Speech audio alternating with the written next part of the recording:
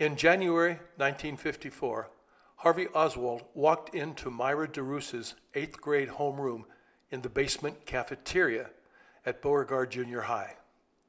The 1953-54 school year was the only year during which Myra had a homeroom, and she remembered the day she met young Oswald. Myra told me, quote, "Well, the first day he came into my homeroom, he handed me his file. When I read that his name was Lee HARVEY Oswald, I said to him, 'How do you want to be called?' And he told me to call him Harvey. So I always called him Harvey. I knew him only as Harvey." This was the second time that the thin, 4'8" slender young man called himself Harvey. In the summer of 1953 and the spring of 1954, young Oswald wanted to be called Harvey. So after talking with Bill Timmer and Myra DeRousse, I began referring to the smaller, thinner, quiet Oswald as Harvey. Myra described young Harvey as, quote, "a little fellow, scrawny, skinny, and quiet. He came to the middle of my chest, about 4'6" tall," end quote.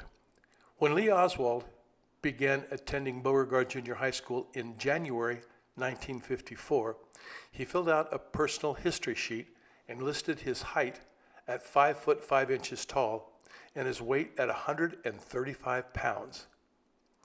Lee Oswald, who never met Myra, was much taller than Myra, and much taller than HARVEY Oswald, who was very thin.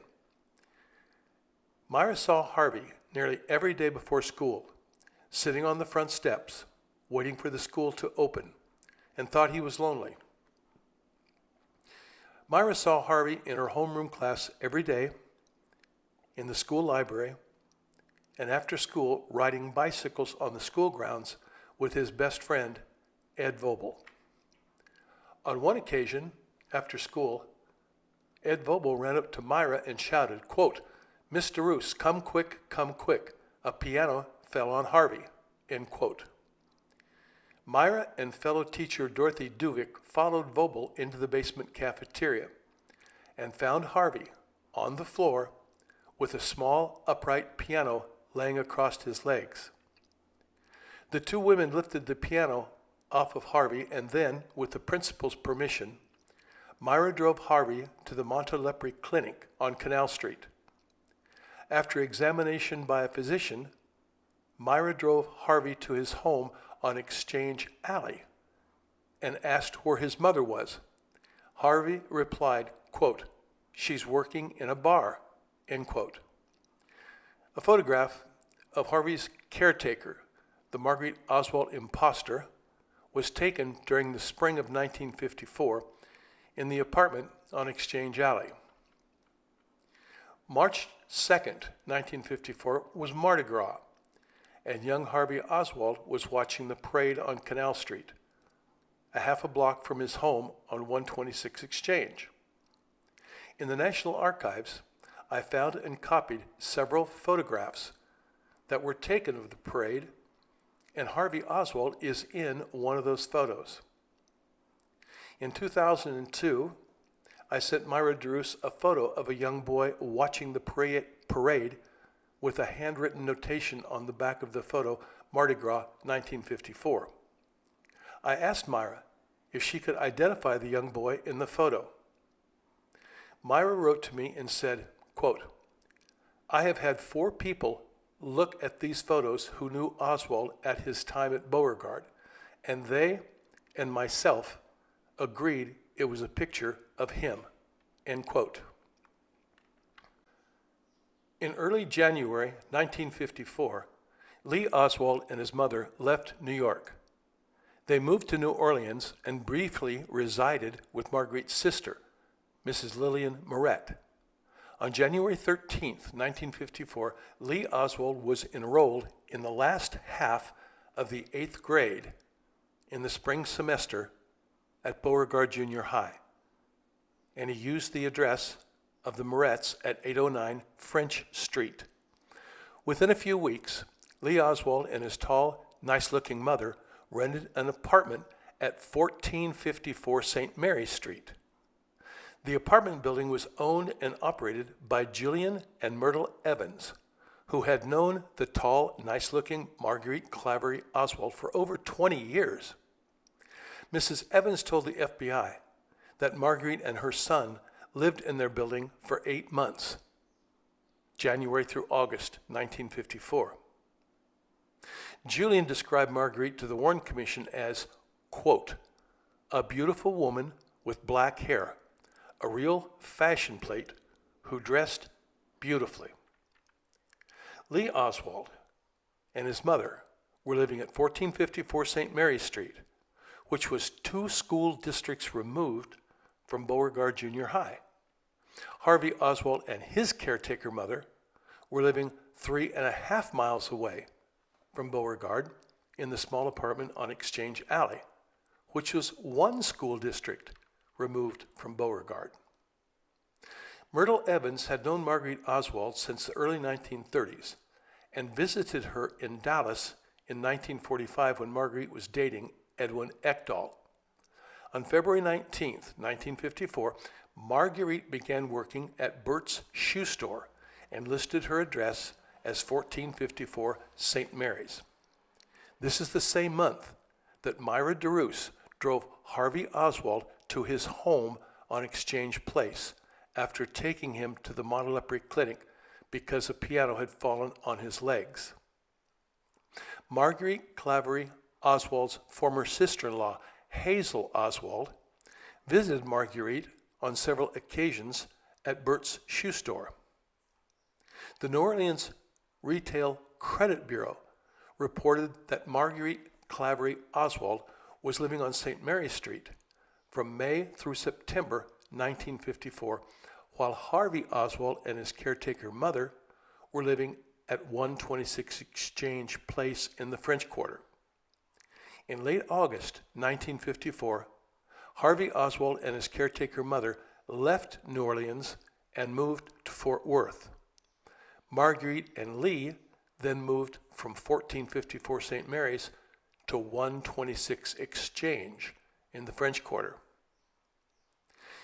In the spring of 1954, HARVEY Oswald was in Myra DeRoos's 8th grade homeroom class in the basement cafeteria. LEE Oswald was in homeroom 303 on the 3rd floor of Beauregard. Each and every one of LEE Oswald's 8th grade report cards, published in the Warren volumes, has the notation 303 and a student progress report that read, quote, LEE Oswald, grade 8, homeroom 303, end quote. These records show that tall, husky LEE Oswald was in homeroom 303 in the 8th grade at Beauregard in the spring semester of 1954. At the same time, the short, thin, quiet HARVEY Oswald was in Myra DeRoos's homeroom class in the basement cafeteria. When I told Myra that Oswald's school report cards listed his homeroom as 303, Myra said, "That's impossible. He was in my homeroom in the basement cafeteria." I then showed Myra the photo of HARVEY Oswald taken at the Bronx Zoo in 1952 in New York. Myra said, "That's him, just like I remember him."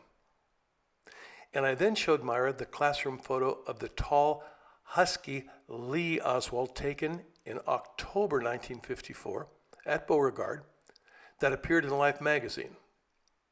Myra looked at the photo a long time and then said, quote, "That's not HARVEY. That's not the boy from my homeroom. Look at this boy. He looks like a football player, and HARVEY was skinny," end quote. Myra was looking at a photo of 5'5" tall, 135-pound LEE Oswald, not the short, thin HARVEY Oswald. Myra saw Harvey Oswald every day during the spring semester of 1954 at Beauregard, before school, in her homeroom, in the school library, and after school. Ed Vogel and Harvey were good friends and were always riding their bicycles together after school. Vogel was with Harvey when the piano fell on his legs. But after school ended in early June 1954, end of the 8th grade, neither Myra nor Vogel ever saw Harvey Oswald again. I now understood why Myra was never asked to testify before the Warren Commission. Myra would have told the commission that Harvey Oswald was in her homeroom in the basement cafeteria and not in homeroom 303, as listed on the school records published in the Warren volumes. In addition, Myra would have refused to identify the student in the classroom photo as Oswald if she were shown the photo. And just imagine if Myra told the Warren Commission that she drove Harvey Oswald to his apartment at 126 Exchange Place in early 1954, when the commission knew Myrtle and Julian Evans were Marguerite's landlords, where Marguerite and Lee were living in their building at 1454 St. Mary Street. Ed Vogel last saw Harvey Oswald at Beauregard Junior High in the spring semester of 1954. After graduating from the 8th grade at Beauregard in June, Harvey Oswald and his caretaker mother relocated to Fort Worth, Texas, and lived in a small duplex apartment at 2220 Thomas Place in Fort Worth. LEE Oswald's older brother, Robert, told the Warren Commission that the alleged assassin of President Kennedy attended W.C. Stripling Junior High School in Fort Worth, Texas. Robert also gave 2 interviews with the Fort Worth Star-Telegram, one in October 1959 when Oswald defected, the other in June 1962 when Oswald returned from the Soviet Union. In both interviews, Robert said that his brother attended Stripling Junior High. Robert Oswald knew about Harvey Oswald as early as 1952 when he took the photo of Harvey Oswald at the Bronx Zoo. 4 years later, Robert Oswald lived with Harvey Oswald and the Marguerite Oswald Impostor in an apartment at 4936 Collinwood in Fort Worth for 5 months prior to his marriage to Veda Mercer in November 1956. In September 1954, Harvey Oswald entered the 9th grade at Stripling Junior High in Fort Worth, while LEE Oswald was in the 9th grade at Beauregard in New Orleans and living at 126 Exchange Place. I was very curious about young Oswald attending Stripling Junior High in Fort Worth. I telephoned Stripling Junior High and asked to speak with the school principal.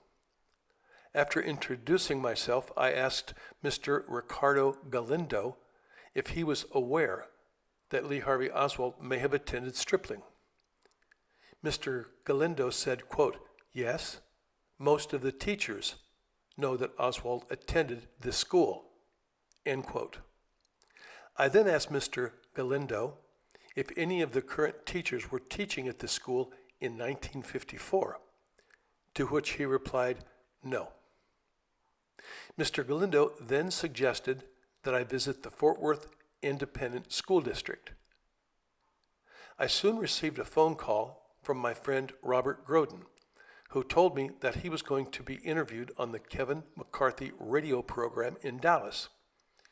Robert asked if there were any questions that I wanted to ask the audience. Yes, of course.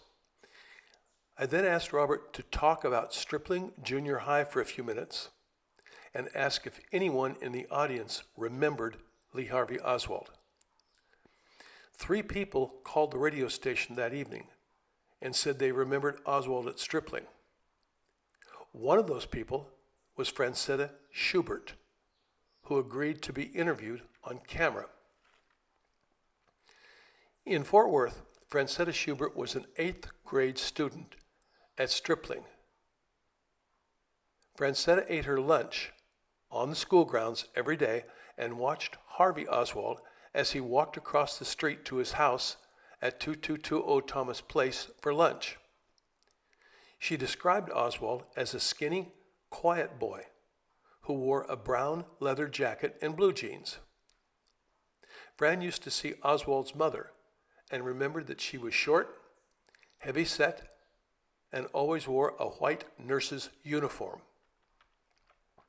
HARVEY Oswald and his caretaker mother lived at 2220 Thomas Place, probably the same house where the Marguerite Oswald impostor stored clothes and furniture when she lived across the street from Georgia Bell in 1947. In the fall of 1954, HARVEY Oswald and his caretaker mother lived in a small apartment at the rear of this white, one-story, wood frame building. 9 years later, on the day President Kennedy was murdered, the Marguerite Oswald impostor was once again living at 2220 Thomas Place and wearing a white nurse's uniform. From 1940 through 1963, the house duplex at 2220 Thomas Place was owned by Mary Ann McCarthy and Martha McCarthy, close friends of attorney Fred Korth, the attorney who represented Edwin Ekdahl in his divorce from Marguerite Oswald in 1948. Korth would later become Secretary of the Navy under President Kennedy and may have assisted in handling HARVEY Oswald's discharge from the Marines in 1959. Korth resigned his position as Secretary of the Navy on October 11, 1963, 5 weeks before President Kennedy was assassinated.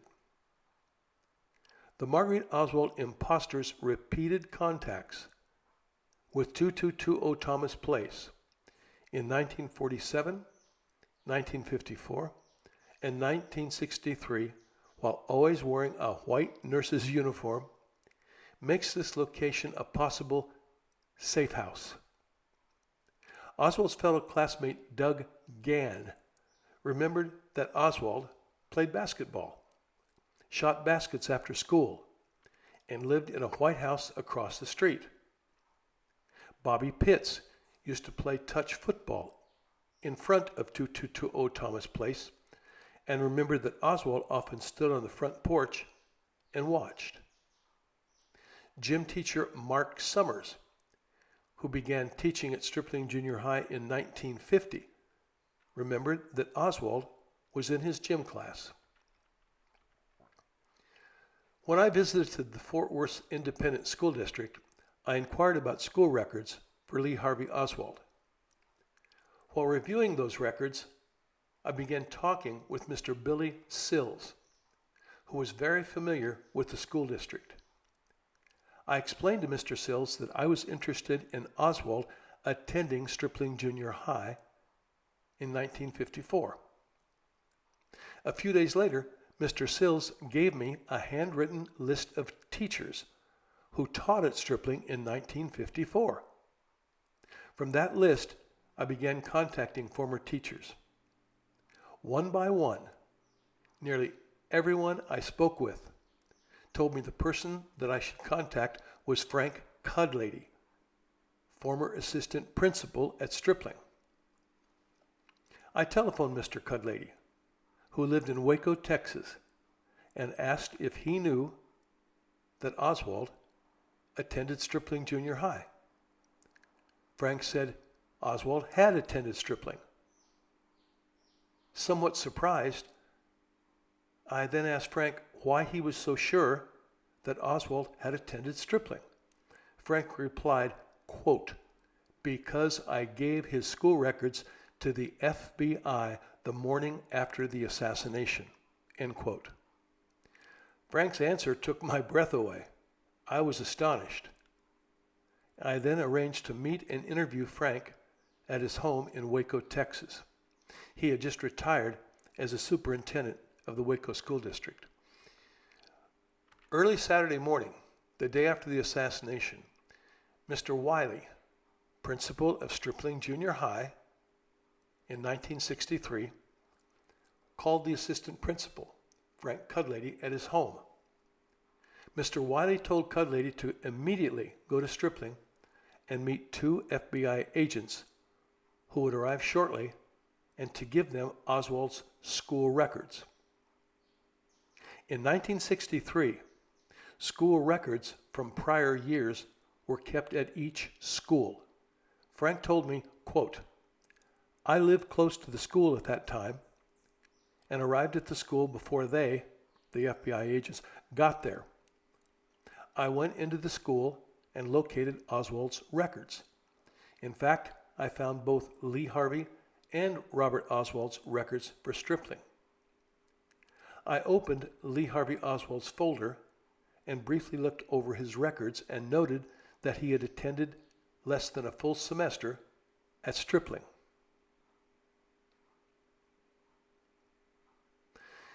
Oswald had been there long enough to receive grades for a 6-week period, but not long enough to receive semester grades. I think he was in the 9th grade. I put the records back into the folder and waited for the FBI agents. When they arrived, they showed me their badges for identification and asked for the records. I told them that I had located both Lee Harvey and Robert Oswald's school records and asked if they wanted both. The agents told me they only wanted Lee Harvey Oswald's records. After I handed the records to them, they thanked me and left. I locked up the school and went home. End quote. A prerequisite for admission to Stripling Junior High and most schools were records from the previous school. According to Mr. Cudlady, there were no records from a previous school in Oswald's file. This may have been the reason that Harvey Oswald left Stripling before completing a full semester in the fall of 1954. Harvey Oswald's junior high school records from Stripling, confiscated within 20 hours of the assassination, clearly show that FBI Director Hoover knew those Stripling records could expose the 2 Oswalds. The confiscation and disappearance of the Stripling records is another indication that shows Hoover probably had prior knowledge of Harvey and Lee. In 1996, I filed a Freedom of Information request with the FBI and asked for records from Stripling Junior High in Fort Worth. The FBI responded and advised there were, quote, no records responsive to my request, end quote, in their files for Stripling Junior High School. Of course not. Harvey Oswald attending Stripling Junior High in Fort Worth would conflict with Lee Oswald attending Beauregard Junior High in New Orleans at the same time. Ed Vogel last saw Harvey Oswald in the spring semester of 1954. 3 months later, in September 1954, Ed Vogel and Lee Oswald, who did not know each other, entered the 9th grade at Beauregard. 6 weeks later, in October, Marguerite Oswald wrote a letter to her son, John Pick, and said she was working at Bert's Shoe Store, 3 blocks from her apartment. The return address on the envelope was 126 Exchange Place. From this letter, we know that Lee and Marguerite moved from 1452 St. Mary's to 126 Exchange Place in late August 1954, and LEE Oswald entered the 9th grade at Beauregard in September. In October, Ed Vogel saw a young boy in a fight with Johnny and Mike Newmeyer. After the fight ended, Vogel helped clean up the young man. Vogel thought the boy lost a tooth during the fight and told the Warren Commission, quote, "Yes, I think he often even lost a tooth from that. I think he was cut on the lip and a tooth was knocked out." In 1997, I managed to locate Johnny Newmeyer, who was then living in Las Vegas.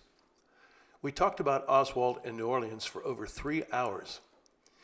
Mr. Newmeyer then told me that 2 days after the fight, a friend of his stood on the steps of Beauregard waiting for Oswald. As Oswald was walking down the steps, his friend, Robin Riley, punched Oswald in the mouth and then quickly ran away.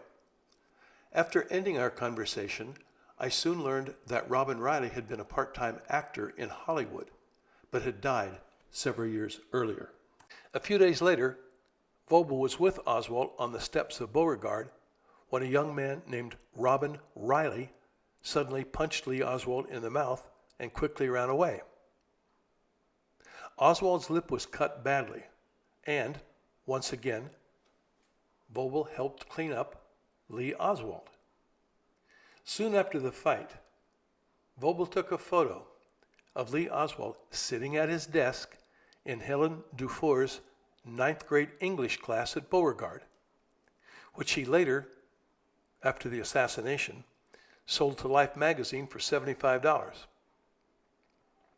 A close look at the classroom photo appears to show that LEE Oswald was missing one of his front teeth. The photo above was taken when HARVEY Oswald was exhumed in 1981 and given to Myra Oswald, who then gave this photo to me. This photo from Oswald's exhumation shows that all of HARVEY's front teeth were intact, while LEE Oswald lost one of his front teeth years earlier. On January 24th, 1955, incorporation papers for the Dolly Shoe Company were filed with the Louisiana Secretary of State. The principal owners of the company were listed as Abe Pakovar and Maury Goodman. They opened their business at 729 Canal Street and were open Monday through Saturday from 9 to 5:45 p.m. The first employee hired by Maury Goodman was the short, dumpy Marguerite Oswald Impostor, who worked as a cashier at the counter near the front of the store. Mr. Goodman hired Richard Landry and Rita Pavure to sell shoes and a student named Francis Mouton to restock shoes. Rita and the short, dumpy, heavyset Marguerite Oswald Impostor began work the day the store opened. Rita remembered that Marguerite was a very unfriendly person who never smiled and seemed to complain constantly about everything. Rita said, quote, "Marguerite did not seem to be from New Orleans. She had no accent," end quote. Rita remembered that before and after working at Dolly Shoe, Marguerite was a barmaid and worked at several of the local bars. On February 6, 1955, Oswald applied for a Social Security number. A few weeks later, HARVEY Oswald applied for a work permit on March 11th, listing his address as 126 Exchange. However, HARVEY Oswald and his caretaker mother were not living at 126 Exchange. LEE Oswald and his mother had been living at 126 Exchange since August 1954 and continued living at this address until August 1956. So the question then becomes, Where were Harvey Oswald and his caretaker mother living after they left 126 Exchange? I had several telephone conversations with Maury Goodman and Rita Pavier.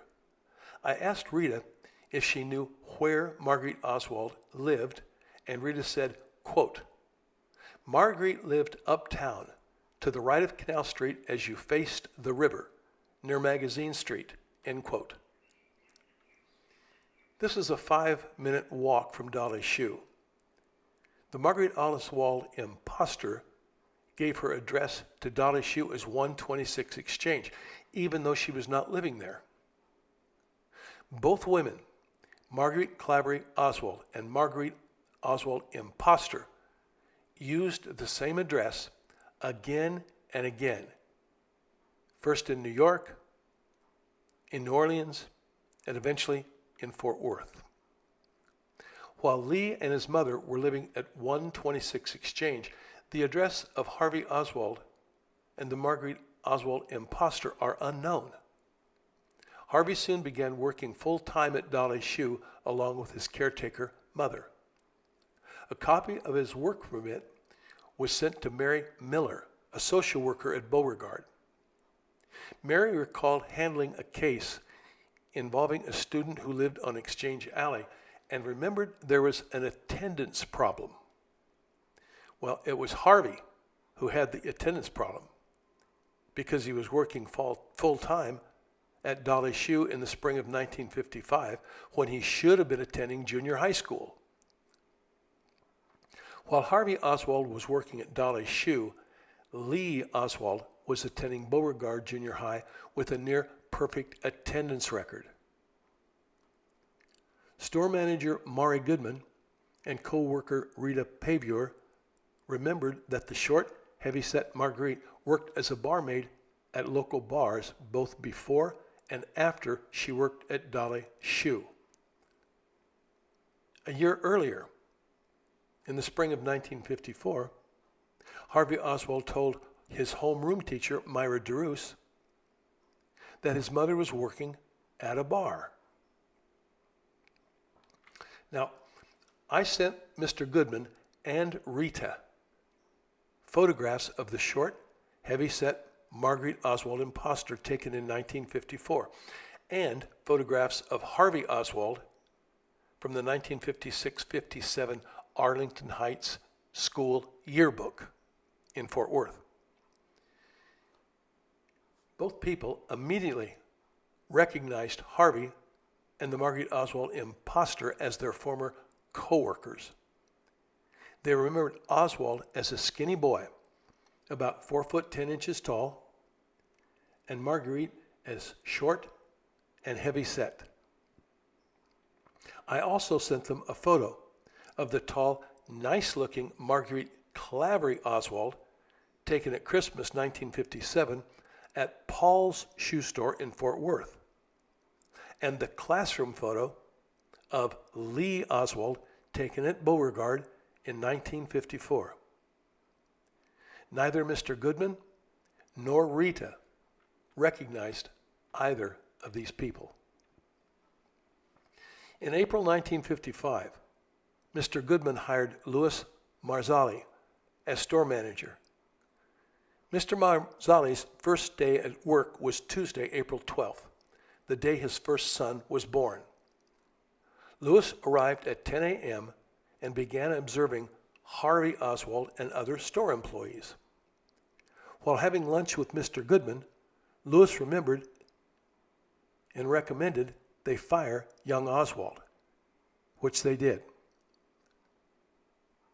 Marguerite was also fired because she refused repeatedly to fill out insurance company bonding forms, which if completed may have raised unanswerable questions relating to 2 different women using the name Marguerite Oswald. After Marguerite was fired, Louis recalled that she worked at the Tradewinds Bar on Decatur Street. It appears as though the Marguerite Oswald impostor did her best to find employment where she could be paid in cash and avoid providing a social security number, personal information, being subject to withholding tax, reporting by the credit bureau, anything to keep from creating duplicate records for Marguerite Oswald. It may come as no surprise that Marguerite Clavery Oswald's federal income tax returns remain classified to this day. HARVEY Oswald's full-time employment at Dolly Shoe for March through April 1955 obviously conflicts with LEE Oswald's near-perfect attendance at Beauregard Junior High in the spring of 1955. In the spring of 1955, Ed Vogel attended a pre-high school conference at Warren Easton High School. Vogel sat next to LEE Oswald during the presentation and began talking with him. Before leaving, LEE Oswald invited Vogel to play pool with him at the pool room below his apartment, L&A Martin Billiards. Vogel told the Warren Commission that he began to stop by Oswald's apartment, quote, nearly every time he went for his weekly piano lessons at Werlein's music store on Canal Street, end quote. The two boys often walked downstairs to the pool hall to shoot pool or play darts. While visiting Lee at his apartment on Exchange Place, Ed Vogel met Oswald's mother, Marguerite Clavery Oswald. Vogel described Mrs. Oswald as tall and nice-looking. Following graduation from Beauregard Junior High, Vogel persuaded LEE Oswald to attend meetings of his Civil Air Patrol unit at the Lakefront Airport. After attending several meetings at Lakefront, LEE Oswald began attending CAP meetings at the Moisant Airport because it was closer to his apartment. Oswald and Vogel rode the bus to Civil Air Patrol meetings, which were held once or twice a week and were attended by 20 to 25 members, including a few girls.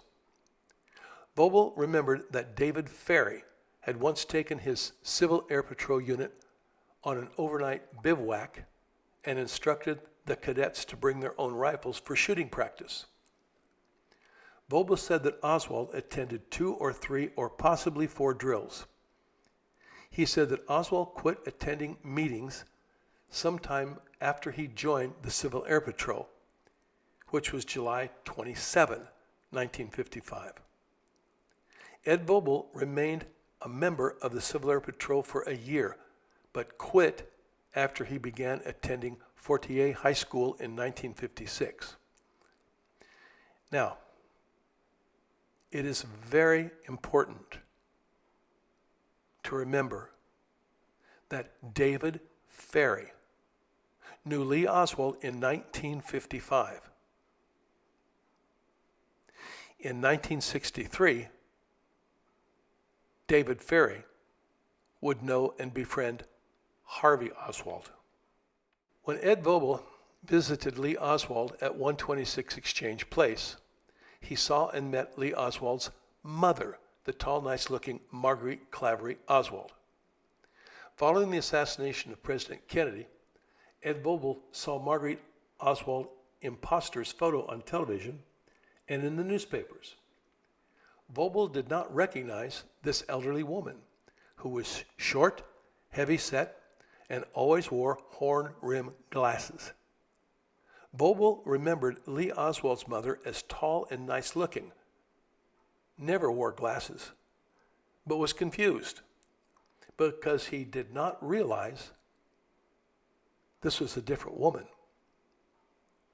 Vogel told the Warren Commission, quote, I had a picture in my mind which was different from when I saw her in the paper after all of this happened. I didn't recognize her, end quote. We now understand Ed Vogel's confusion. In 1955, there was no reason for 15-year-old Ed Vogel to connect or suspect there was any connection between the short, scrawny Harvey Oswald, who he met in the 8th grade in the spring semester of 1954, with the much taller, well-built LEE Oswald, who he met in the 9th grade in October. Unknown to Vogel, these two boys were part of a secret and clandestine CIA project. The multi-year plan was to have an unknown Russian-speaking youth, Harvey, assume the identity of an American-born LEE Oswald and then defect to Russia. After President Kennedy was assassinated, anyone who had known or had come in contact and befriended both Harvey and Lee was of serious concern to the CIA.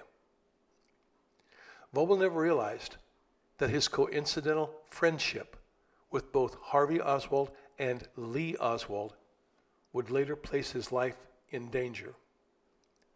After the assassination of President Kennedy, the conspirators worried that someday Ed Vogel might realize that it was his friend Harvey Oswald who was accused of killing President Kennedy and not American-born Lee Oswald. Vogel's knowledge of Harvey Oswald and Lee Oswald could expose the CIA's merging of a young, unknown, Russian-speaking person with the identity of American-born Lee Harvey Oswald. If the public ever learned there were two Lee Harvey Oswalds, the focus of attention would then be to expose the true name, identity, and background of the Russian-speaking Harvey Oswald, who was accused of killing President Kennedy. In 1993, I gave my first public presentation on Harvey and Lee in Dallas.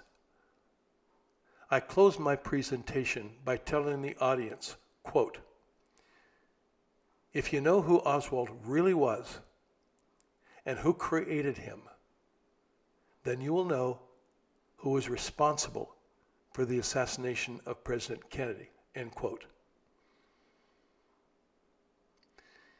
Ed Vogel's knowledge of Harvey Oswald and Lee Oswald may have been the reason that he died at the young age of 31, only one day after being admitted to the Ochsner Clinic in New Orleans in May 1971. Vogel's father said that his son, healthy one day and dead the following day, had died under mysterious circumstances. Vogel's father told the House Select Committee on Assassination that he thought his son's death had something to do with Oswald in the JFK assassination, but he had no proof.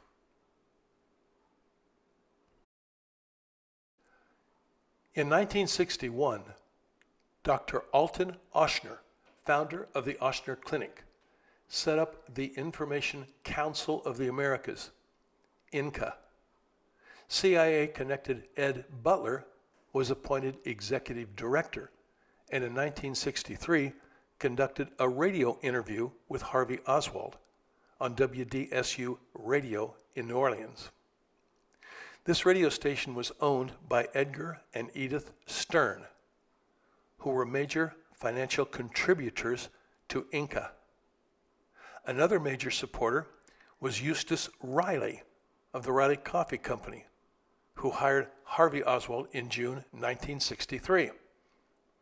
Another supporter and close friend of Ochsner's was the CIA's Clay Shaw, director of the International House, the large building where CIA agent William Godet watched Harvey Oswald as he passed out Fair Play for Cuba Committee literature. Shaw was indicted by District Attorney Jim Garrison and charged with participating in the assassination of President Kennedy. While Clay Shaw was the director of the International House, Dr. Alton Ochsner was president of the International House. The FBI file on Dr. Ochsner shows a long and involved relationship with the U.S. military, the FBI, and other U.S. government agencies. According to Ed Vogel's sister, her brother was admitted to and died at the Ochsner Clinic. The local newspaper, however, reported that Ed Vogel died at the Memorial Hospital, thereby avoiding any connection to the Ochsner Clinic. On July 11, 1955, Robert Oswald was discharged from the Marines and returned to Fort Worth. Robert secured a job with Convair in Fort Worth and purchased a 1951 Chevrolet. Robert drove his Chevrolet to New Orleans and arrived at 126 Exchange on the morning of July 15. Robert helped his brother buy a Civil Air Patrol uniform from the Army-Navy surplus store. LEE Oswald joined the cadet squadron at the Moissan Airport on July 27th and was issued service number 48-4965. Now, look at the items worn by LEE Oswald on his Civil Air Patrol uniform, such as the hat, or the shirt, the tie, Civil Air Patrol medallions. None of these items were found by the Dallas police after the assassination. Why? Because these Civil Air Patrols and uniforms belonged to LEE Oswald, not Harvey Oswald, who was never involved with the Civil Air Patrol. While LEE Oswald was working at Tujague's, there are indications that Harvey Oswald worked at the Pfister Dental Laboratory on Dauphine Street in 1955. The longtime president of the Pfister Dental Laboratory was Linda Faircloth. When I interviewed Linda in 1995, she related the following story. Quote, Lee Harvey Oswald worked at Pfister's on 2 separate occasions as a messenger. The first time, according to what the owners told me, was a short period sometime in 1955. He was rehired in late 1957 in the same position, end quote. If Harvey Oswald worked at Pfister's in 1955, he could only have worked there prior to his employment with Dolly Shoe on March 12th, or any time after he was fired from Dolly Shoe on April 10th. But we don't know, we have no records that showed the dates of his employment in 1955 at Pfister's. Now, Harvey Oswald and his caretaker mother returned to New Orleans in early 1955. They were both working at Dolly Shoe in March and April and gave their residence address as 126 Exchange. LEE Oswald was attending Beauregard Junior High while his mother, Marguerite Clavery Oswald, was working at Bert's Shoe Store on Canal Street. Now, LEE Oswald and his mother had been living at 126 Exchange since August 1954 and lived at this address through August 1956. Therefore, Harvey Oswald and his caretaker mother were not living at 126 Exchange while working at Dolly Shoe. Where were they living? I asked Rita Pavier if she knew where Marguerite Oswald lived. Rita said, quote, Marguerite lived uptown to the right of Canal Street as you face the river near Magazine Street, end quote. So I went to the New Orleans Public Library and looked for a Marguerite Oswald in the 1955-1956 New Orleans City Directory. Now, what I found was very interesting. One listing is for Marguerite Clavery Oswald, mother of LEE Oswald, who was then working at Krieger's department store and living at 126 Exchange. A second listing shows an MARGT Oswald at 120 North Telmicus Street with no employment information. Now, 126 North Telmicus is just off Canal Street and is midway between Beauregard Junior High and Warren Easton High School. I was surprised to find both a Marguerite Oswald and a Margaret, if you will, Oswald listed in the 1956 New Orleans City Directory. I wanted to know more about Margaret Oswald and 126 North Telmicus. I next visited the Land Records Division of the Orleans Parish and located land ownership records for 120 North Telmicus. What I found, to my amazement, was completely unexpected. 120 North Telmicus, since the early 1930s, was owned by Margaret Emma Keating, who was the first wife of Robert Edward LEE Oswald from 1920 to 1933. Soon after their divorce in 1933, Robert Edward LEE Oswald married Margaret Clavery and were the parents of Robert Oswald and HARVEY Oswald. Now, Margaret Emma Keating remained single for 33 years and lived at 120 North Telmicus. The 1940 Orleans Parish Census shows Margaret Keating living at 120 North Telmicus and employed at a local department store. The 1942 and 1944 New Orleans City Directories show a Mrs. M. Keating living at 120 North Telmicus with phone number 6395. The 1956 New Orleans City Directory shows a Margaret Oswald living at 120 North Telmicus and working at Holmes Department Store. LEE Oswald's mother, Marguerite Clavery Oswald, was working at Krieger's department store. Why in 1956 does the New Orleans City Directory show Marguerite Oswald living at 126 Exchange and Margaret Oswald living at 120 North Telmicus?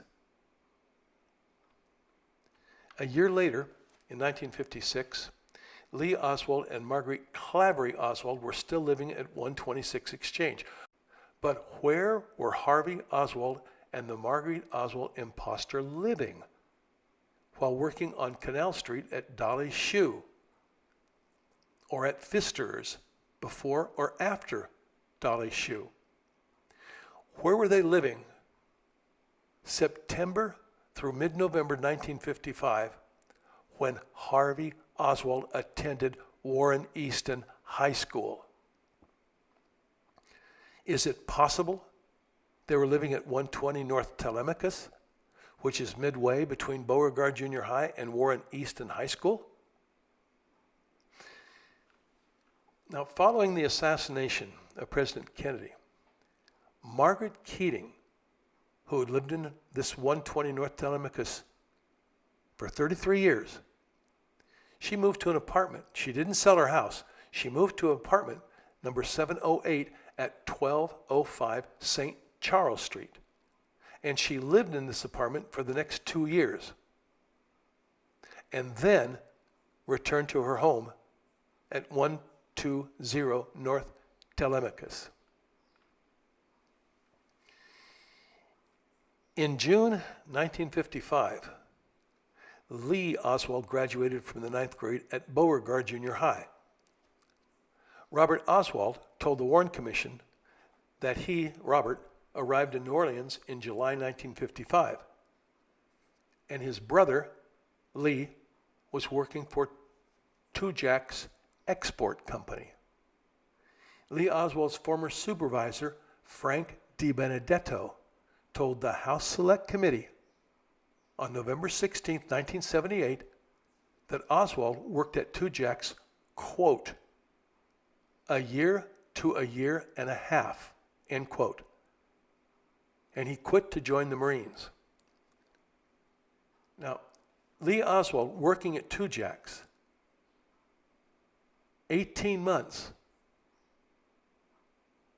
a year and a half before he joined the Marines, indicates clearly that he had been working at Tujague's after graduating from Beauregard in June 1955.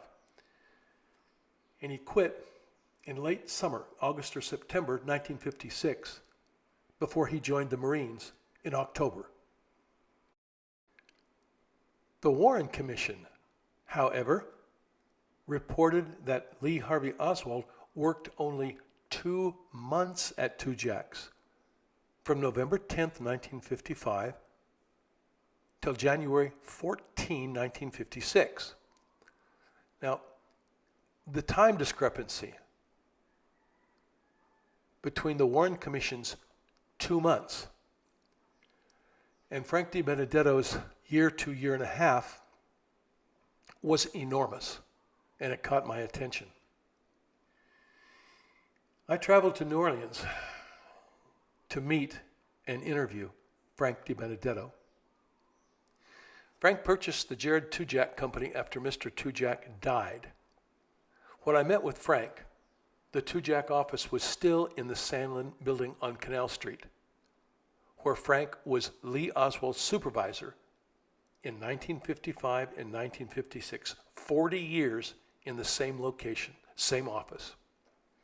Frank's testimony to the House Select Committee and Robert Oswald's statement established the approximate beginning date of Lee Oswald's employment at Tujague's as June 1955. Now, Frank's secretary, Gloria Callahan, who was working at Tujague's in 1956 and 1955, she started in 1955, said that Lee Oswald was working at Tujague's when she went on maternity leave in the spring of 1956. Actually, she said March 15th, 1956. Frank described Lee Oswald, then 16 years old, as well-built and about 5'10" tall, very different from the skinny 4'10" Harvey Oswald, who was working for Dolly Shoe just a few months earlier. Frank said that after working at Tujague's a year to a year and a half, that Lee Oswald quit Tujague's in the late summer or early fall of 1956 to join the Marines. Frank said that Oswald quit, quote, when it was hot, end quote. I was now convinced that Frank was correct when he told the House Select Committee that Lee Oswald worked at Tujague's for a year to a year and a half. Lee Oswald worked at Tujague's from June 1955 until August or September of 1956. This time discrepancy of 2 months or 16 months is the reason I came to New Orleans to meet Frank DiBenedetto. Now I had the solution. Now, Robert Oswald's brother, 15-year-old Lee Oswald, began working at Tujague's after graduating from the 9th grade at Beauregard Junior High in June 1955. For the next 16 months, Lee Oswald worked directly under Frank DiBenedetto until he left Tujague's and joined the Marines in October 1956. Why then was Oswald's employment at Tujague's changed from 16 months to 2 months? The answer is in two parts, and it's very simple. The first part is that on September 8th, 1955, HARVEY Oswald enrolled at Warren Easton High School, while at the same time, LEE Oswald was working at Tujague's. A permanent school record for Oswald was created at Warren Easton High School, which could not be ignored. HARVEY Oswald attended Warren Easton through October 10th, 1955. The FBI simply moved the beginning date of Oswald's employment at Tujague's from June 1955 to November 10th, 1955, 1 month after Oswald left Warren Easton High School. The FBI then changed the ending date of Oswald's employment at Tujague's from late summer 1956 to January 14th, 1956. The ending date of January 14th was the second reason for changing the dates of Oswald's employment at Tujague's. The FBI and the Warren Commission had an interview of Palmer Edwin McBride, who said that Oswald worked at the Pfister Dental Laboratory for 8 months in 1957 and 1958, the same time LEE Oswald was in Japan. By ending Oswald's employment at Tujague's on January 14th, there were now 8 months available for Oswald to work at Pfister's before he joined the Marines. So, the FBI changed LEE Oswald's employment at Tujague's from 16 months to 2 months for the purpose of showing that in September, one and only one Lee Harvey Oswald enrolled and attended Warren Easton High School through October 10th, 1955. The FBI then claimed that Oswald worked for Tujague's from November 10th through January 14th. The FBI also claimed that Oswald worked 3 days for J.R. Michaels in 1956 and then worked, quote, for several months thereafter for the Pfister Dental Laboratory, end quote. The FBI then gave photograph copies of their fabricated documents to the Warren Commission. Thanks to Frank DiBenedetto, Robert Oswald, and the FBI's fabricated documents, we now know the Warren Commission was not only wrong, they were partially complicit in the cover-up by failing to verify the beginning and ending dates of Oswald's employment at Tujague's, at J.R. Michaels, or at the Pfister Dental Lab. In Harvey Oswald's school file at Warren Easton High School in New Orleans, there is a note that reads, quote, we are moving to San Diego. And it is dated October 8, 1955. This is the first indication that Harvey Oswald and his caretaker mother may have moved to California in late 1955 or early 1956. The second indication comes from Laurel Kittrell, who interviewed Harvey Oswald in early October 1963 at the Texas Employment Commission. Harvey Oswald told Ms. Kittrell that he had lived in California. Oswald said, quote, it was before I went into the Marines. It was when I was just 16 years old. I had this messenger boy job in California. It was a motor scooter messenger boy job, but I worked in the office too, filing and taking care of the mail.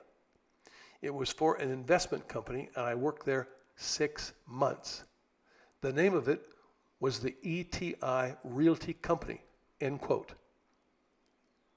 and Laura remembered the name of the city as Encino, California. When Harvey Oswald mentioned the name Maury Chotiner, Laura asked Harvey Oswald how he knew the name Maury Chotiner. Laura asked Harvey Oswald, "Did you work for Maury Chotiner in California?" End quote. The young man replied, quote, "He's a crook." End quote. Laura wondered how the young man could have known the name of a little-known politician in another state. If Harvey Oswald lived in California in late 1955, as suggested in the note found in his file at Warren Easton High School, and the job description shown in the Folsom exhibit above, and his opening discussions with Laura Kittrell, this would explain how he knew about Maury Chotiner. Now, the 4-12 years experience as shown on the document above and listed as one of Oswald's, quote, civilian occupations, indicating that he worked 4 months as an office boy, maybe for Maury Chotiner or a company owned by Maury Chotiner in California. In the year 2000, JFK researchers William Weston and Stephen Gall searched for an ETI realty in Encino, California in 1955 and 56. They did not find ETI Realty, but they did find a company named Encino Escrow Company and another company named Escrow Title Insurance, possibly ETI, and listed in the 1958 telephone directory white pages. Additional research is needed on this subject by focusing on companies owned or represented by attorney Maury Chotiner. While I was in New Orleans, I met and spoke with former Tujague employee Jimmy Huddle. Jimmy told me that on the afternoon of November 22nd, shortly after President Kennedy was shot, Mr. Tujague told his employees, quote, "The FBI will be here soon, so you can all go home," end quote. FBI agents soon arrived and requested all of LEE Oswald's employment records and time cards. Jimmy Huddle collected dozens of Oswald's time cards, Oswald's employment file, and he gave them to the FBI. How did the FBI know within hours that LEE Oswald's year-and-a-half employment at Tujague's would conflict with the whereabouts of Harvey Oswald at the same time?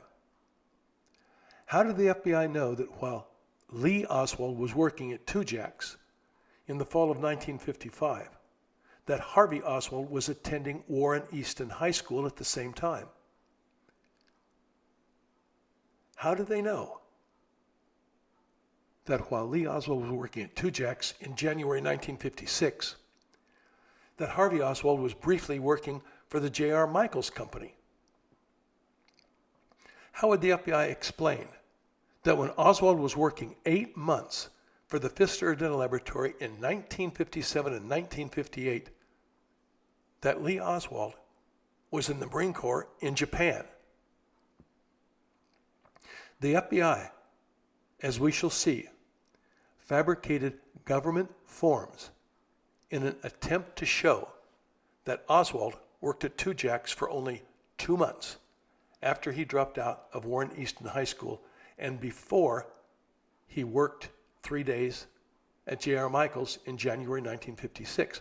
The FBI also fabricated government forms in an attempt to show that Oswald worked at the Pfister Dental Laboratory in 1956 rather than in 1957 and 58.